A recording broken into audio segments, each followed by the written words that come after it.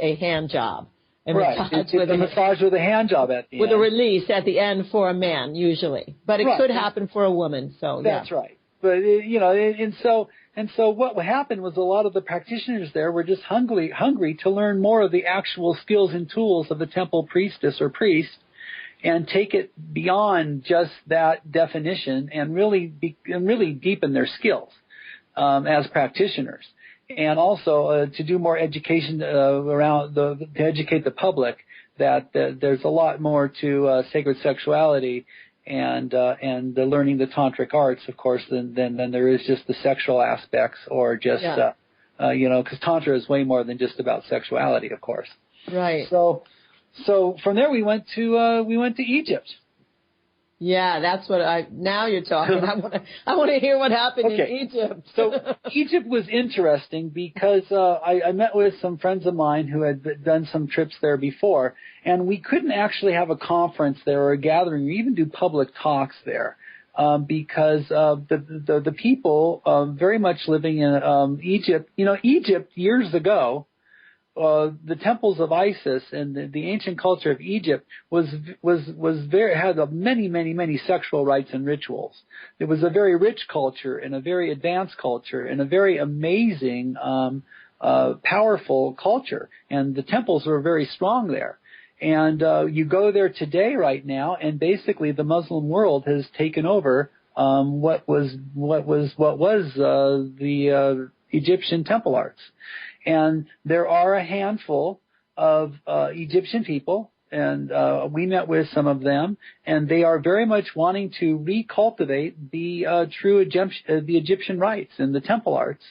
And they're finding it very difficult because so many people are so entrenched in the Muslim religion and Muslim world. And the government there, and it's like that whole religion is part of the whole government structure and part of the whole control structure and control trip that's going on there. So we got together and we discussed things, but it was very much behind closed doors. And were they afraid when you were with them? Were these people afraid? Well, they weren't afraid because we were being careful. Mm-hmm. But they when I mentioned to them, hey, let's put out the word and invite the public and let's create a public forum, they looked at me like I was crazy. Oh yeah, their lives could have been endangered. Exactly, their lives, their careers, their families. They would be exorcised. They would be punished. They would be shamed. They would, their jobs would be threatened.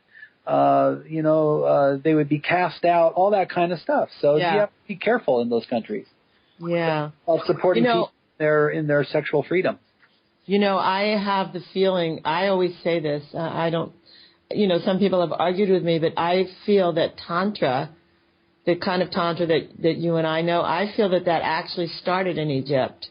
Now, recently I had somebody on a panel tell me that it really started in the Far East, like with Qigong and everything, but I really do feel that Tantra started in the temples of Isis, the things you're talking about. I mean, I do some Egyptian Tantra in my classes that I was just very blessed to learn and be able to use. But I feel that it went to India after Egypt and that it flourished in India. And I often thought that then the spice traders came from the East, from the Far East, and saw esoteric practices happening in India, and then that's how it got to Cambodia and Thailand. And I hear what you're saying. Of course, they didn't call it Tantra. And, no. And we know that the temple arts, which I call them in an expanded way, the temple arts existed all around the world. And they existed in Egypt. Every culture has had its temple arts and its sexual practices and rites. And I think this is more what we're talking about, and so I don't really identify as a quote unquote Tantra teacher, although I have a lot of information and I understand the tantric arts. However, a lot of my background is in the Hawaiian Huna and Native American arts and the Celtic arts and the Egyptian rites as well. So I consider myself, Tantra is just one of the schools that teaches sacred sexuality. Thank you. Thanks for clarifying that. It's great. So tell more about Egypt, because about how many people did you meet with there? That were actually Egyptian. I met with about 8 people or so, and we traveled around. I did some sightseeing. I went to the temples and a lot of their very important sites, and energetically, what was happening there is phenomenal, and energetically, what is there is phenomenal. And I'm really excited about these people because they're talking about digging it out of the sand and making it beautiful again, making Egypt beautiful again, and removing the veil. And returning Egypt to its splendor and its glory and its beauty and its power. And so I really love their vision, and they're beautiful people, and I'm excited to go back there again and support them.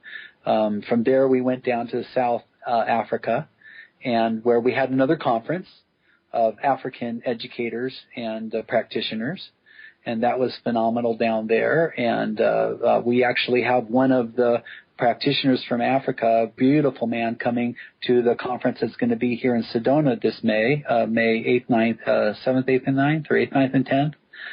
Coming up soon. His name is Ankh, and he is an amazing being. He's one of the presenters that's going to be at the conference. You can see more about the conference and read more about Ankh on the Sedona Temple website. It's actually May 7th, 8th, and 9th.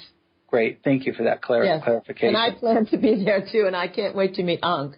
That's right. Ankh's wonderful. You're going to be doing a presentation, Laurie. Exactly. So I'm really looking forward to it ever since I saw you last in Phoenix. Yeah. A month or so ago, I got very excited about this vision of yours.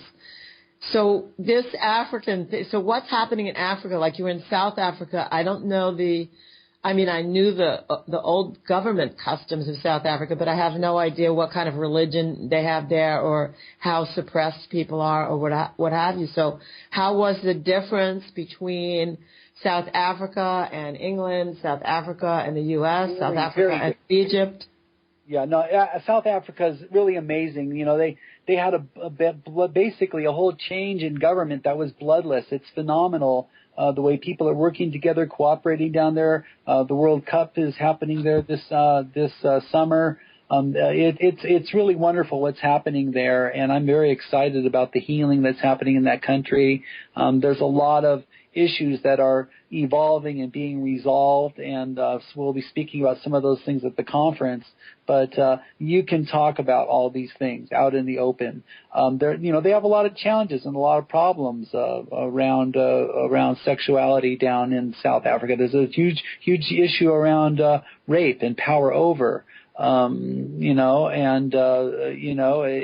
not as bad as some places in Africa, but you still have to there's a lot of education and a lot of change that's happening there. And do they also have do they still have tribal clitorectomies, like removal of the woman's clitoris so that women don't... Not so much down there. Down there. In other places, yes. And that's part of the things that Ankh's going to be talking about, and I'm excited for him to share that with everyone. And I just want to put an invitation out that, this conference and gathering is for sacred sexual educators and practitioners, and yet there are a lot of people coming because they're interested in perhaps the possibility of wanting to learn more about all these issues, and about maybe learning to see if they want to move more into seeing how sexual education and health can be integrated into what they're doing as far as who they are in their lives.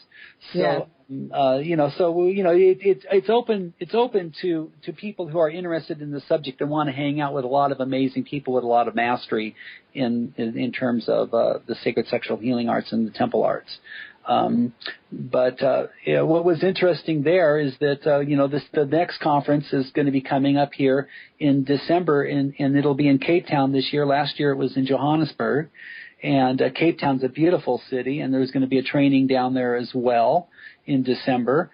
And then from there we went to, and we're going to go again to Australia. And we'll be having the third annual conference and gathering of Australasian sex and consciousness educators. and that'll be happening in Byron Bay. Now, did you? We just have a second for this question. You might not be able to answer, but how many people actually did you meet with when you were in Johannesburg? How many people were at that part? I met with probably about 50 or 60 people. Wow, so great.